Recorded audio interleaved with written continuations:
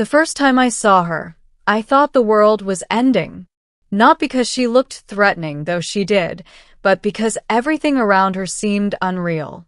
The sky had a strange violet hue, as if the atmosphere itself was aware of her presence.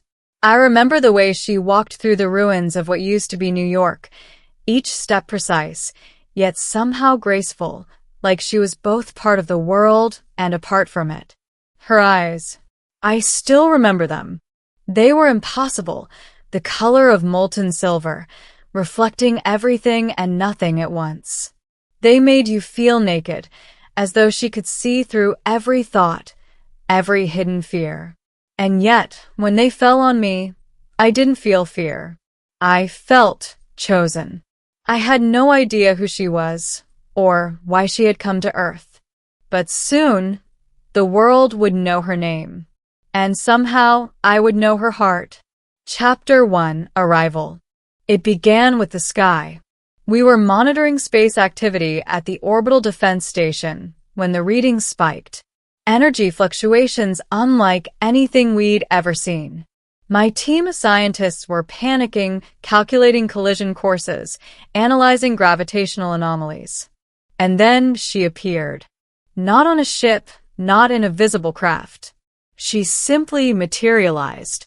A figure in the upper atmosphere, floating effortlessly, radiant with energy that made the sensors scream warnings. I remember being the first to see her with my own eyes. She wasn't human, not even close. Her form shimmered with a light that was neither solid nor gaseous. And yet, she radiated intelligence, curiosity, and something infinitely more dangerous: intent. The government scrambled jets. Satellites recalibrated. Weapon systems readied for immediate launch. I, a lowly astrophysicist, watched with fascination, heart hammering. And then she spoke. Not in words. The voice came directly into my mind, soft yet commanding. "I am Kalira," she said. "I have come to assess this world and its people." I blinked. My team froze. Our top military officials nearly dropped their secure tablets. None of us could respond. And then she turned her gaze to me. "You," she said. "You are interesting." The words were simple, but the weight of them crushed me with a strange, thrilling fear. Chapter 2: The Choice. Over the next few days, Kalira did not attack. She observed. Cities fell silent under her hovering presence, yet no bombs, no missiles, no force was used. People feared her, called her the Harbinger, while I quietly tracked her movements, trying to understand why she hadn't destroyed everything. One evening, I was alone in the observation tower, staring at the violet sky. She appeared again, this time closer. "You study the stars," she said, her voice in my head again. "And yet you look at me as if I am one." I don't understand," I stammered. "Are you going to destroy us?" Kalira paused, as if amused by my bluntness. "I could. The energy I wield could erase your planet in seconds. Every ocean, every city gone. And yet," she tilted her head, studying me in a way that made my stomach twist. "I do not wish to. Not yet." "Why not?" I asked, heart hammering. "Because you are different," she said. "I sense something in you that no human has ever shown me. Courage, compassion, curiosity, even hope. Perhaps you are the reason I came here." I laughed nervously, thinking it must be a trick.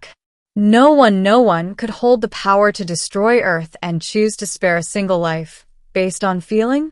And yet, when I looked into her eyes, I believed her. Chapter 3: Learning from a Goddess. Days turned into weeks. Kalira remained in the upper atmosphere, observing, yet interacting with me in small, impossible ways. She shared knowledge, technologies beyond human comprehension, glimpses of the cosmos I had only dreamed of. She taught me about wormholes, the structure of dark matter, and even the subtle energies that bind life itself. And I, in turn, tried to teach her about humanity, about love, about art, about our endless capacity for both cruelty and beauty. "I do not understand," she said one night, floating above my apartment balcony, her form pulsating with silver light. "Why do humans destroy themselves so often and yet cling so desperately to hope?" "Because hope is all we have," I said quietly. "Even when we fail, even when we suffer, it is hope that makes us human." She considered my words, the silence stretching between us. And then she smiled, a gesture so subtle and alien that it sent shivers down my spine. "Perhaps," she said softly, "perhaps you are right." Chapter 4. The Threat. Not everyone was patient. The world's governments grew paranoid. Their fear of Kalira escalated to action. Nukes were readied, armies mobilized, and whispers of betrayal filled the air. They wanted her gone, and soon.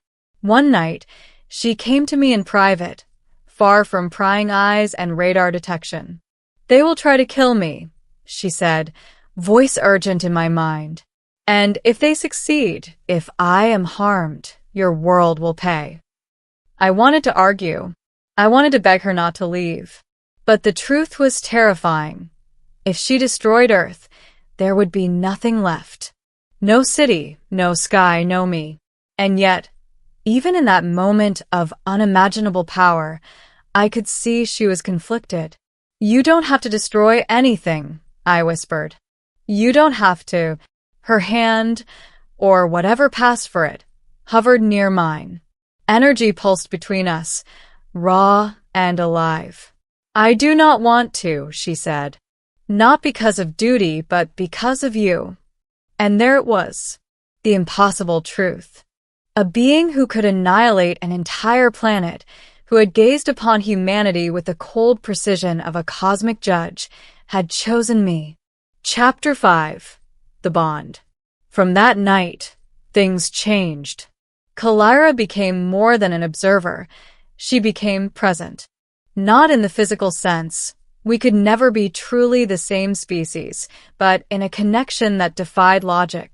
I could feel her thoughts, her emotions, her unending curiosity about human fragility. And I began to feel hers. We walked together through ruined cities, she taking my hand in her luminous grip. We spoke of stars, of time, of universes that stretched far beyond comprehension. And slowly, the fear I had first felt when I saw her turned into something else entirely. Love, of a sort humans could barely understand, blossomed. A love that was equal parts terrifying and exhilarating. She had the power to erase me, my world, and everything I held dear, yet she chose me. Chapter 6. The Decision. Then came the night of the ultimatum. The United Nations and every world power had coordinated a final strike. Satellites equipped with advanced weaponry, nuclear warheads aimed directly at the atmosphere where Kalira hovered. Humanity had decided. Either she dies or we do. I found her hovering above Central Park, watching the world below with silent, unreadable emotion. "They will fire," I said. "If you do nothing." "I know," she replied, voice distant yet piercing. "And yet, I will not destroy them. They have not earned it. They are flawed, yes. Fragile, yes.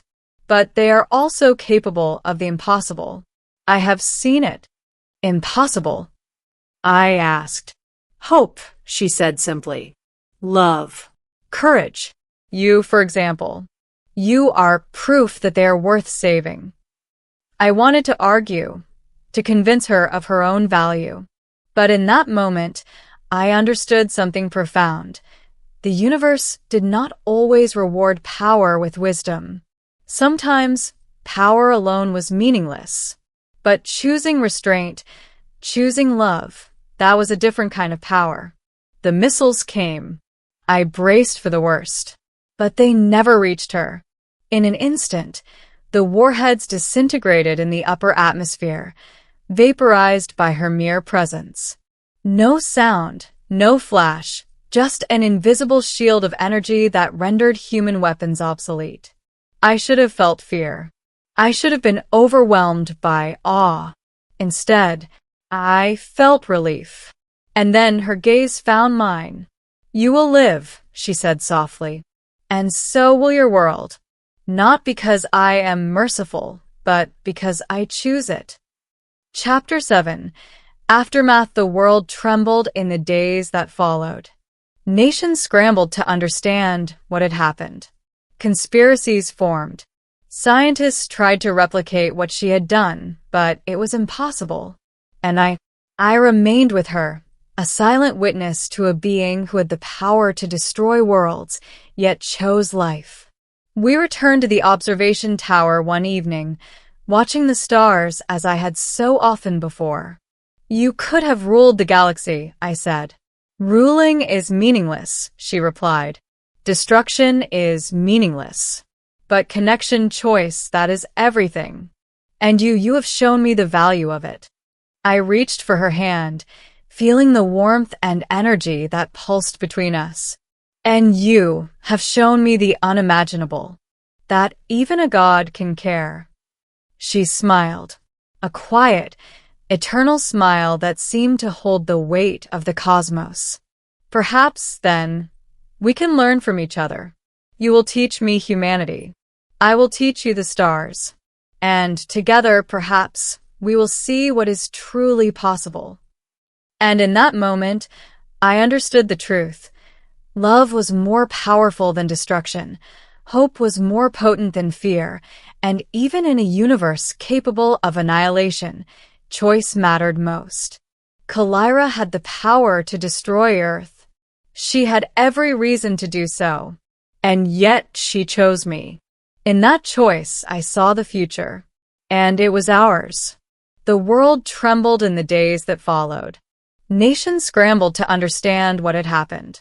Conspiracies formed. Scientists tried to replicate what she had done, but it was impossible.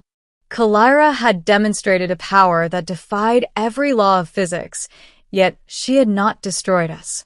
Humanity had survived, not because of technology, not because of diplomacy, but because she had chosen mercy.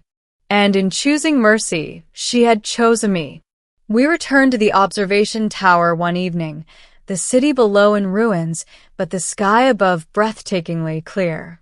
The stars shone as if celebrating a small victory for life. I could feel her presence even without her voice. She hovered above the balcony, radiant and shimmering, like liquid silver in the moonlight. "You could have ruled the galaxy," I said quietly, afraid to break the fragile peace that had settled over us. "Ruling is meaningless," she replied softly. "Destruction is meaningless. But connection, choice, that is everything. And you have shown me the value of it." I swallowed hard, the enormity of what she had done finally sinking in. She had the power to erase not just cities, not just countries, but an entire planet. Every life, every memory, every human dream could have ended at her whim. Yet here she was, choosing life, choosing me, choosing humanity. "I don't deserve this," I whispered. "I mean, you chose me." Her silver eyes softened, shimmering in the dim light. "Deserve has nothing to do with it," she said. "It is not about worthiness. It is about choice. And in this vast, cold universe, choice is the rarest thing of all." I stepped closer, reaching for her hand. The energy radiating from her form tingled through my entire body, yet it was not harmful. It was alive, vibrant, and full of possibility. "And now?" I asked. "What happens now?" Kalira floated down beside me, closer than ever before. "Now," she said, "we see what humanity is truly capable of. You survived because I chose mercy, but survival alone is not enough. You must decide who you want to be and what your world can become." And I will watch. I will guide, but I will not interfere unless it is necessary. I looked at her, really looked at her, and for the first time I saw beyond the alien, beyond the godlike power. I saw curiosity. I saw wonder. I saw a being who could destroy everything but instead had chosen to protect it. A being who understood the value of life because she had seen its fragility, and now she trusted us to prove that life was worth protecting.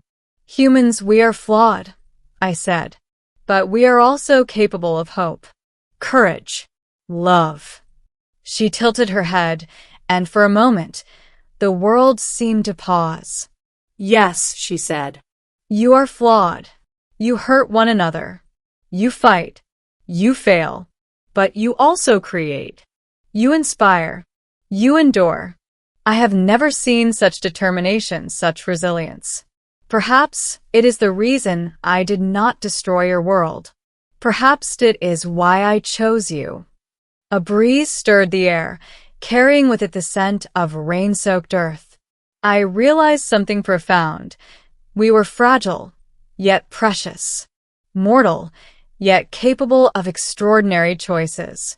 And she had seen that and she had believed in it. And in that belief, she had chosen us. I will not waste this chance, I said, voice trembling. Not for myself, not for anyone. She smiled, a gesture both alien and comforting. Then we will see what is possible, she said, together. And in that moment, I understood something deeper than science, deeper than knowledge. Love, hope, courage, and the choices we make, these were the true powers of humanity. Kalira had the power to destroy Earth. She had every reason to do so. And yet, she chose life. She chose mercy. She chose me. The stars above seemed to shine a little brighter that night, as if acknowledging her decision. And as she hovered there, luminous and eternal, I realized that this was only the beginning, not of fear, not of destruction, but of possibility. Humanity had been given a second chance, a chance to rise beyond our flaws. And for the first time in history, I truly believed we could.